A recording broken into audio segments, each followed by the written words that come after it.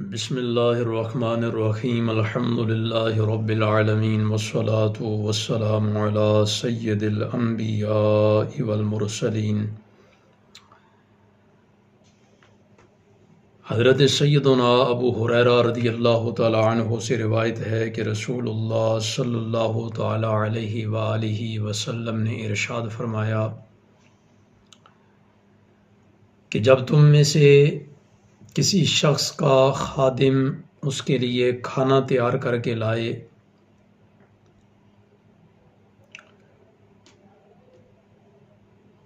تو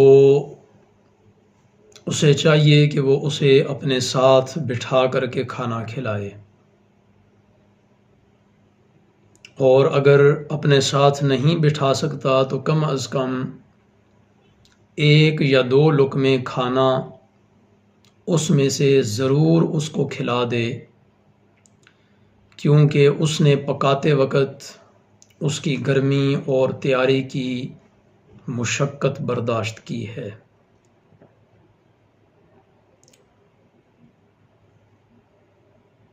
امام بخاری رحمۃ اللہ تعالی علیہ کتاب الاطعمہ میں اس حدیث پاک کو لے کر کے آئے جو کہ ان مسلمانوں کے لیے بڑی اہم ہے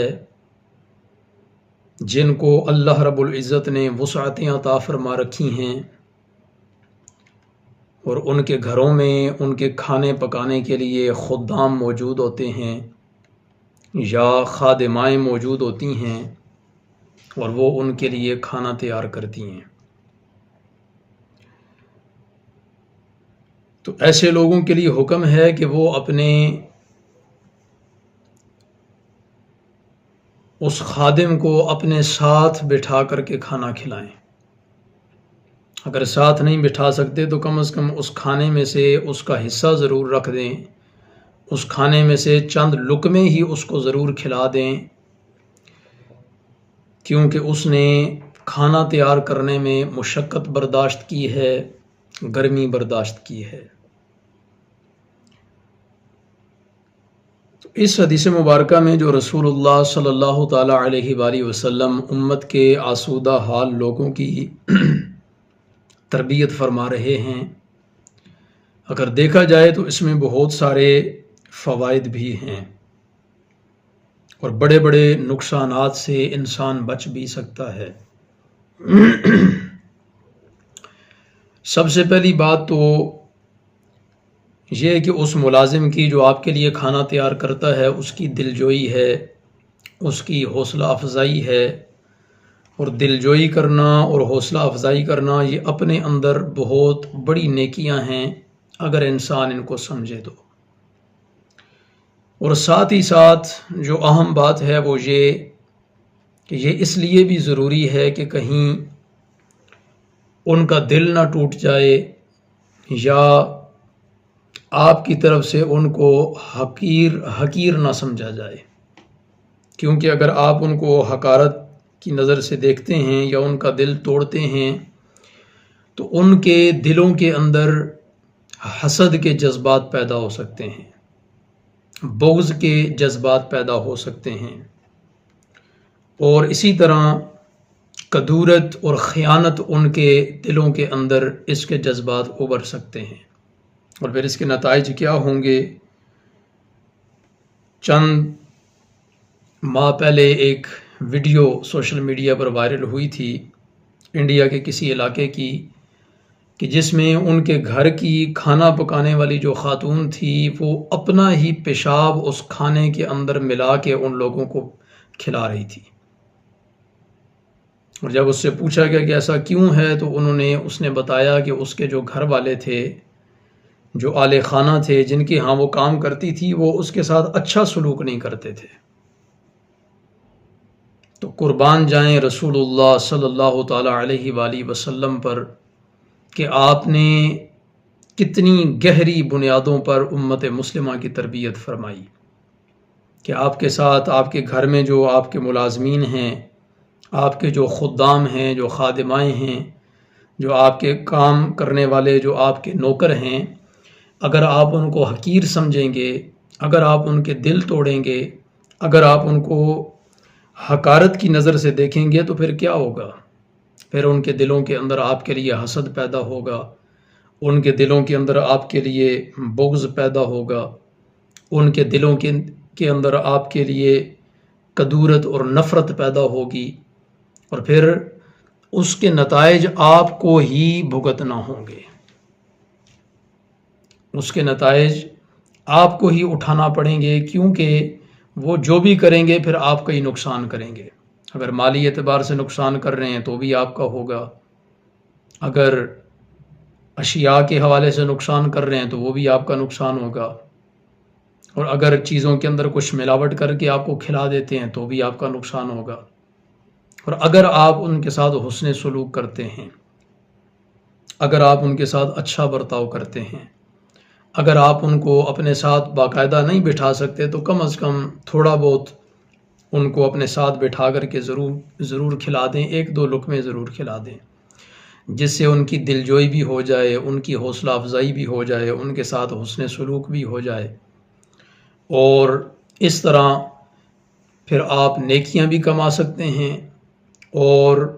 ان کے ذریعے مزید فوائد بھی حاصل کر سکتے ہیں۔ جب ان کے دلوں میں جو آپ کے خدام ہیں، جو آپ کے نوکر ہیں، آپ کے ملازمین ہیں، جب ان کے دلوں میں آپ کے لیے محبت ہوگی تو وہ آپ کے ساتھ محبت کریں گے، اور پھر وہ آپ کی خدمت بھی اچھے انداز میں کریں گے، اور بڑی دل لگی کے ساتھ آپ کے گھر کے سارے کام سر انجام دیں گے۔ یہ ان لوگوں کے لیے ہے جو آسودہ حال ہیں، جن کے گھروں میں خدام ہیں، خادمائیں ہیں، نوکر ہیں، ملازمین ہیں۔ اللہ رب العزت ہمیں سمجھنے کی توفیق عطا فرمائے۔ لیکن پھر اگر ایک جھلک دیکھی جائے ہمارے معاشرے کے امیروں کی، تو وہ اپنے خدام کو، اپنے نوکروں کو، اپنے ملازمین کو دور جہالت کی طرح اچھوت سمجھ رہے ہوتے ہیں، دور جہالت کی طرح ان کو حقیر سمجھ رہے ہوتے ہیں۔ ساتھ بٹھا کر کھانا کھلانا تو بڑی دور کی بات ہے، وہ تو ان کے کھانے بھی الگ بنوا رہے ہوتے ہیں کہ یہ ان کا کھانا الگ بنے گا، جو گھر کے ملازمین ہیں اور جو گھر کے مالک ہیں ان کا کھانا الگ بنے گا۔ اللہ رب العزت ہمیں سمجھنے کی توفیق عطا فرمائے، اور دین مصطفی صلی اللہ تعالیٰ علیہ وآلہ وسلم کو سمجھنے اور سمجھ کر اس پر عمل پیرا ہونے کی توفیق عطا فرمائے۔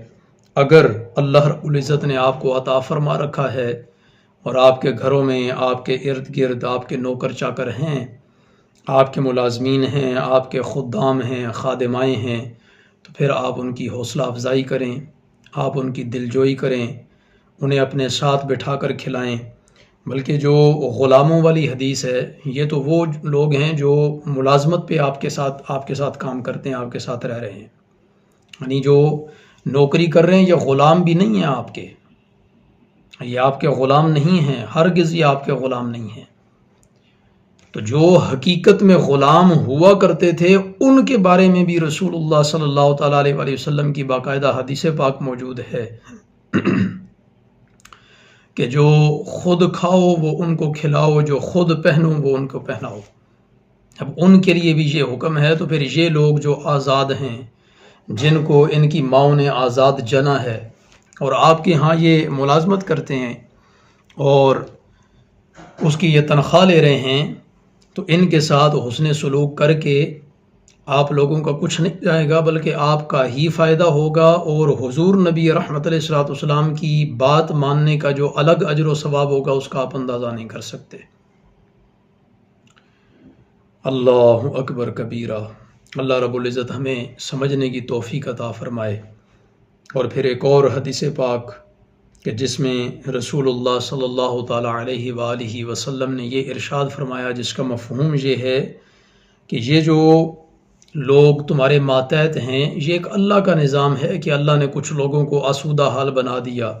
کچھ لوگوں کو اللہ نے امیر بنا دیا، اور کچھ کو غریب رکھا، اور کچھ کو تمہارا ماتحت بنا دیا۔